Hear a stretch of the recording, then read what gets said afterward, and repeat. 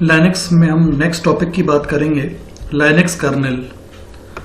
Linux kernel के बारे में कहा जाता है कि Linux kernel Linux operating system का एक मैंडेटरी यानी कि आवश्यक कंपोनेंट है, अवयव है। याद रखिएगा, कर्नेल, ये कर्नेल लाइनक्स का एक कंपलसरी कंपोनेंट।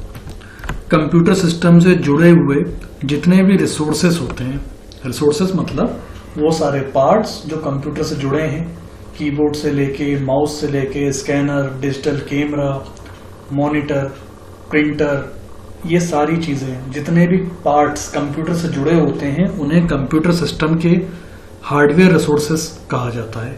हार्डवेयर स्रोत क्यों कहा जाता है? क्योंकि यही तो स्रोत हैं जिनके थ्रू हम कंप्यूटर सिस्टम से संबंधित ऑपरेशन करेंगे। अब जब हम प्रिंट निकालते हैं तो उस स्थिति में प्रिंटर एक स्रोत है, हार्डवेयर स्रोत। जब हम स्कैन करते हैं स्कैनर के थ्रू तो उस समय स्कैनर एक हार्डवेयर का स्रोत है। जब हम कीबोर्ड के थ्रू टाइप करते हैं, माउस से के थ्रू इंस्ट्रक्शन देते हैं, तो उन परिस्थितियों में कीबोर्ड और माउस हार्डवेयर के स्रोत हैं। तो यही स्रोत हैं जिनके थ्रू हम कंप्यूटर सिस्टम को मैनेज करते हैं। अब माउस है, कीबोर्ड है, स्कैनर है, प्रिंटर है, ये तो सब हार्डवेयर रिसोर्स होगा।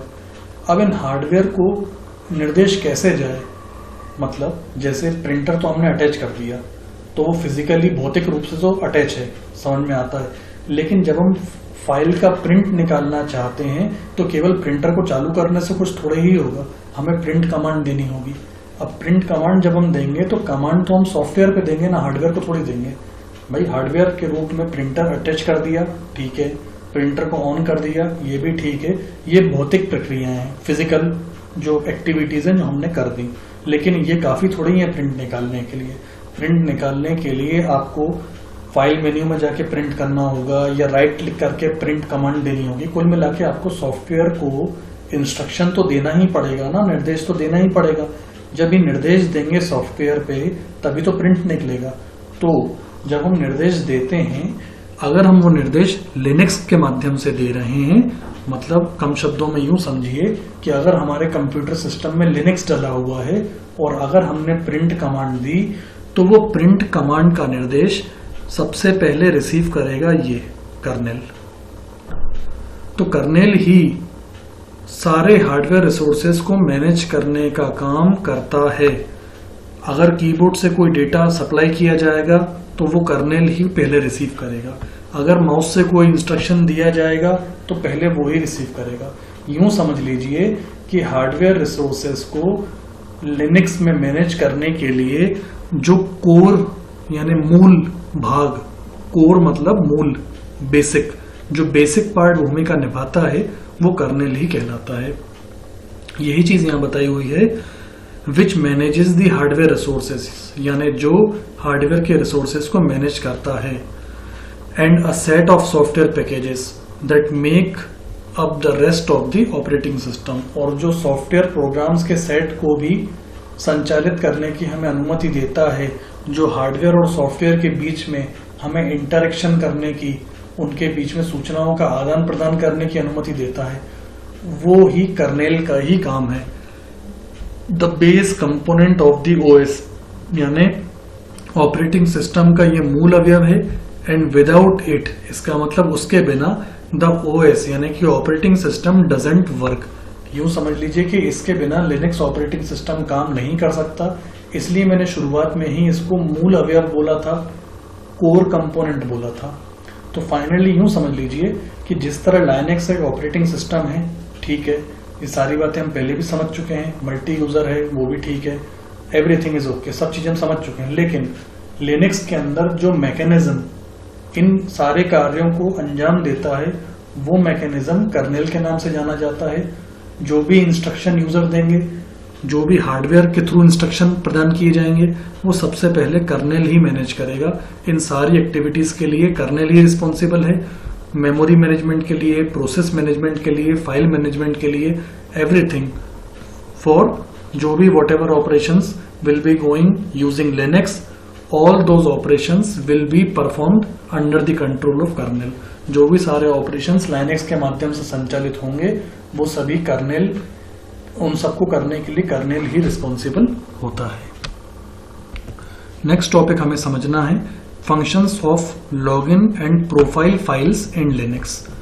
देखिए लिनक्स में लॉगिन एंड प्रोफाइल फाइल्स नाम से समझ में आ रहा है, ये फाइल्स की एक कैटेगरी है जो लिनक्स में अवेलेबल होती है। इनके फंक्शंस को समझना है। एक बार फिर समझा दूं, लिनक्स में लॉगिन एंड प्रोफाइल फाइल्स नाम की कुछ फाइल्स होती हैं, इस कैटेगरी की कुछ फाइल्स होती हैं। पहले तो हमें समझना है फाइलें होती क्या हैं और फिर हम उनकी कार्यप्रणाली यानी उनकी वर्किंग को समझेंगे।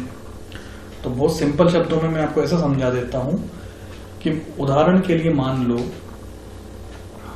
लिनक्स पे मैंने एक यूजर आईडी बनाया और उस यूजर आईडी के थ्रू जाकर मैंने वॉलपेपर चेंज करके, सपोज करो कि मैंने कोई वॉलपेपर लगा दिया और वॉलपेपर मैंने सेट कर दिया। मान लो उसका कलर ब्लू है, रेड है, इस तरह का मैं एक एग्जांपल आपको दे रहा हूँ। ब्लू और रेड कलर का मैंने वॉलपेपर सेट कर दिया, आइकन्स का साइज अपने हिसाब से बड़ा कर दिया। ये मैंने अपने यूजर से करा है और फिर मैं लॉग आउट करके बाहर आ गया। फिर मान लो किसी और मेरे कलीग ने या मेरे साथ जो कोई काम करता है उसने उसी सिस्टम पे उसी लिनक्स का यूज करके एक और यूजर क्रिएट करा और वो अपने यूजर के थ्रू अंदर गया और उसने अपना खुद का वॉलपेपर लगाया।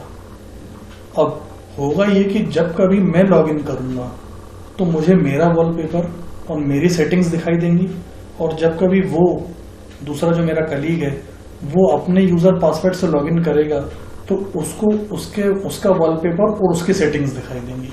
अब देखिए सिस्टम वही है, लिनक्स भी वही है, लेकिन जब मैं अपने यूजर से एंट्री करता हूं तो मुझे मेरी सेटिंग्स दिखाई देती हैं, मेरा डेस्कटॉप दिखाई देता है। जो मेरा कलीग है अगर वो अपने लॉगिन यूजर आईडी पासवर्ड से लॉगिन करता है तो उसको उसका डेस्कटॉप डिजाइन दिखाई देता है, उसकी सेटिंग्स दिखाई देती हैं।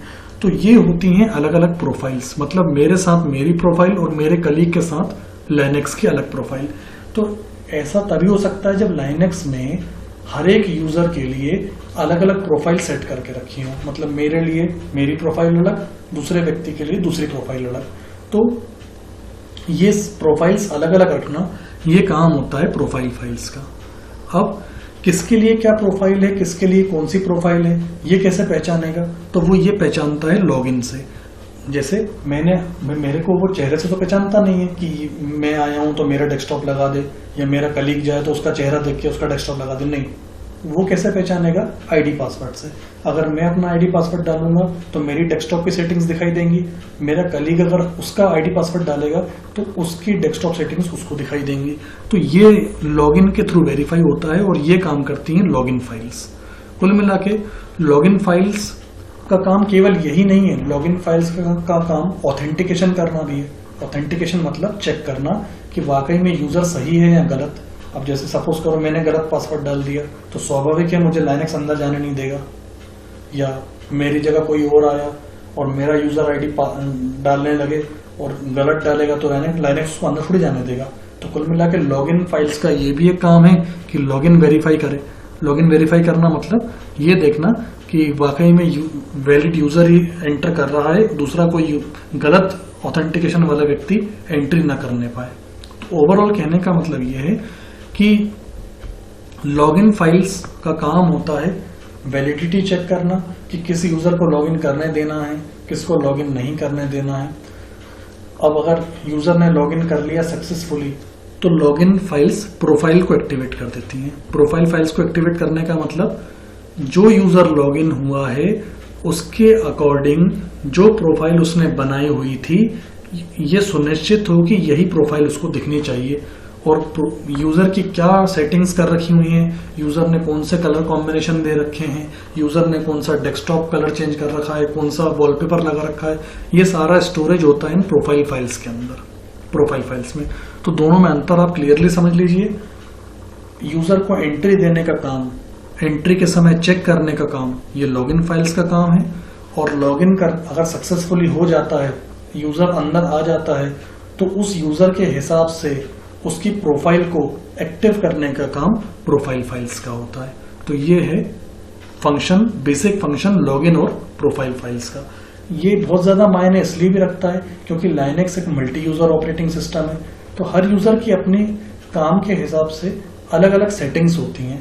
ज़रूरी नहीं है कि मैंने जो सेटिंग्स करके रखी हैं वो दूसरे यूज़र को समझ में आए। अब मान लो अगर ये चीज़ें नहीं होंगी तो मल्टी यूज़र पे मान लो मैं गया, मैंने अपनी सेटिंग करके रखी, दूसरा कंप्यूटर पे दूसरा बैठा, उसने सेटिंग्स चेंज करी तो पता चला मेरी भी चेंज हो गई, या मैंने चेंज करा तो पता चला उसकी भी चेंज हो गई, तो ये ठीक नहीं है। बेहतर ये होगा कि मेरी सेटिंग्स केवल मुझे दिखनी चाहिए, यूज़र ने जो सेटिंग्स करी है दूसरे ने, उसकी सेटिंग्स उसको दिखनी चाहिए, तीसरा जो यूज़र है उसने जो अपनी प्रोफाइल सेट करके रखी है उसको सेटिंग्स उसको दिखनी चाहिए। तो ये सब डिस्क्रिमिनेशन का काम, ये सब चीज़ों को अलग अलग रखने का काम, ये सारा काम है इन लॉगिन और प्रोफाइल फाइल्स का।